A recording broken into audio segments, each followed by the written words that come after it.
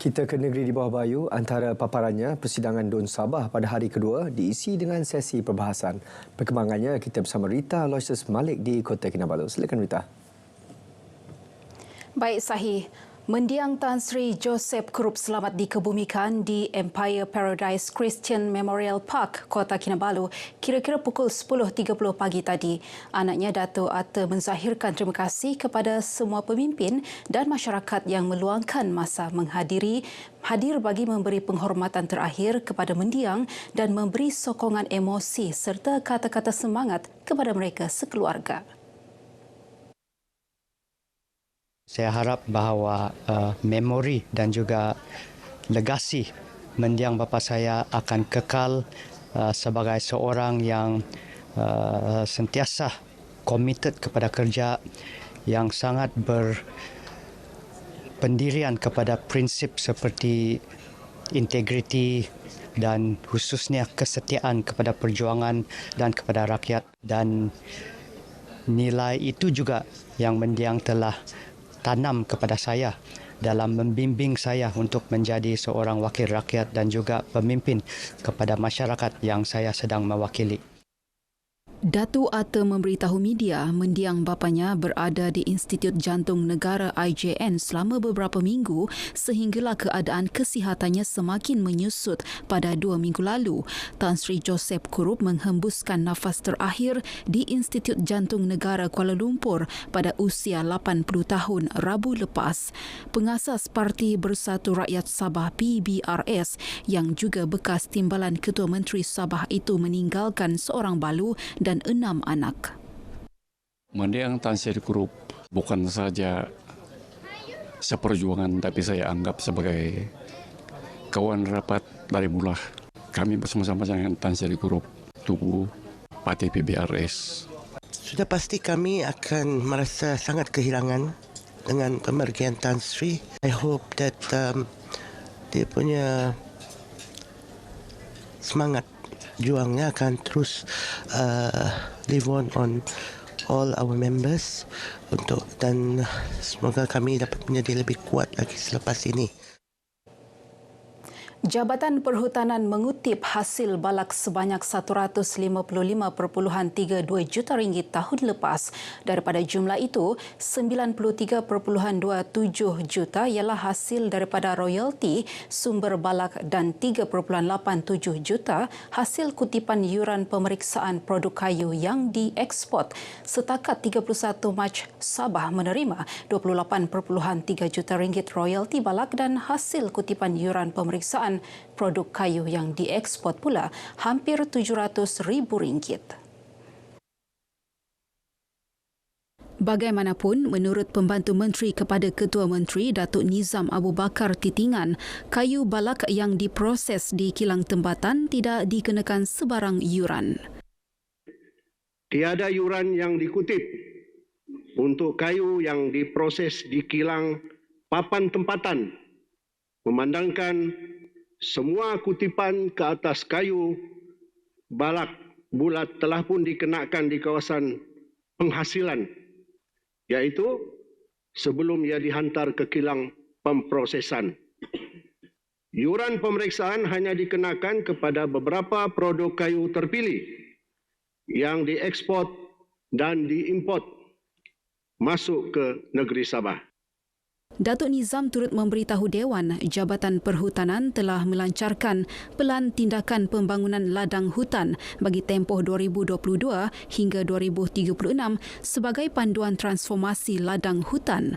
Menerusi pelan ini, kerajaan menyasarkan 18,000 hektar ladang hutan dibangunkan setiap tahun bagi mencapai sasaran 400,000 hektar ladang hutan menjelang 2036. Ia dijangka membekalkan sumber tanaman kayu berkekalan sebanyak 6 juta meter padu setahun kepada industri kayu kayan sekaligus menyediakan 20,000 peluang pekerjaan. Penjualan emas dari Sabah ke Semenanjung ketika ini hanya dikategorikan sebagai jualan domestik dan tidak dikenakan cukai jualan negeri dan duty ekspor. Bagaimanapun, kerajaan negeri akan mempertimbang untuk mengenakan cukai jualan negeri dan permit ke atas emas yang dibawa keluar dari Sabah. Ketika menjawab soalan dalam persidangan DUN di Kota Kinabalu, Pembantu Menteri Keuangan Datuk Julita Mojungki menjelaskan kerajaan juga akan mengkaji semula kontrak perjanjian dan ordinan akta atau enactment berkaitan untuk meningkatkan kadar royalti emas mentah kepada 10%. Sejak 2018, kerajaan negeri menerima 5% royalti. Sementara itu, menjawab soalan mengenai tindakan kerajaan bagi memastikan Sabah tidak kerugian akibat kehilangan hasil negeri berikutan rampasan 110 kg jongkong emas di Tawau pada Januari lalu. Julita berkata jongkong emas tersebut hanya ditahan sementara dan diserahkan kepada Kastam untuk siasatan lanjut. Kastam juga mengesahkan tiada perlanggaran terhadap Akta Kastam atau perlanggaran perundangan subsidiari yang dibuat di bawah Akta Kastam 1967 disebabkan jongkong emas tidak tertakluk kepada Perintah Kastam, larangan mengenai import 2023, larangan mengenai ekspor 2023 dan larangan pemindahan 2022. Justru barangan terbabit telah dikembalikan kepada pembawa. Isu penderaan dan buli perlu diatasi segera menerusi penggubalan akta dan undang-undang. Cadangan itu disuarakan Ahli Dewan Undangan Negeri Adun Dilantik, Datuk Amisah Yassin dalam sesi perbahasan sempena persidangan DUN di Kota Kinabalu. Datuk Amisah juga mahu pihak berkaitan mengkaji semula hukuman yang dikenakan kepada pesalah kes dera dan hukuman mestilah setimpal dan mampu memberi pengajaran kepada orang lain. Tambah beliau, pengurusan kawalan diri juga perlu diperluas di sekolah bagi memupuk pelajar dengan kemahiran empati dan mengawal emosi seawal usia muda dalam usaha menangani buli. Buli adalah perlakuan yang mengandung elemen dera dan memalukan mangsa. Walaupun sudah banyak kes pesalah telah menerima hukuman, namun kes buli seolah-olah tidak berkesudahan. Majlis Tilawah dan Hafazan Al-Quran peringkat negeri Sabah 2024 akan berlangsung esok di Dewan Sri Putatan. Tema dipilih tahun ini ialah Al-Quran Teras Perpaduan Teras Malaysia Madani. Tema ini sangat relevan, sangat signifikan untuk kita renungkan karena kita sekarang berada dalam gagasan yang amat berhormat Perdana Menteri kita berhubung dengan Malaysia Madani, membangun tamadun, membangun peradaban yang berteraskan dengan perpaduan dan ilmu pengetahuan. Sudah pasti terasnya adalah nilai-nilai keagamaan seperti mana Al-Quran. Beliau ditemui RTM dalam segmen Bahang Melatu slot kita cerita #kita kongsi di Sabah FM.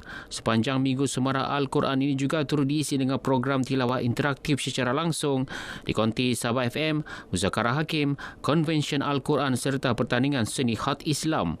Sementara itu, Adun Kurama Datuk Syah Hilmi Yahya berkata penganjuran Majlis Tilawah Al-Quran dan Hafazan berkenaan merupakan komitmen pihak kerajaan dalam melakukan transformasi positif dengan menerapkan budaya mencintai Al-Quran.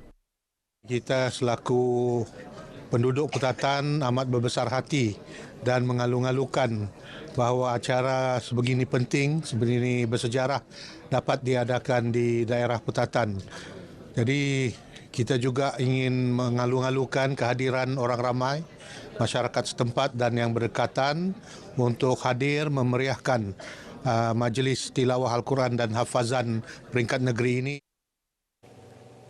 Peminat dan penyokong kelab bola sepak pasukan Sabah FC sekitar pedalaman berpeluang menyaksikan aksi pemain skuad Badak pada siri jelajah bermula malam ini di Kompleks Sukan Keningau.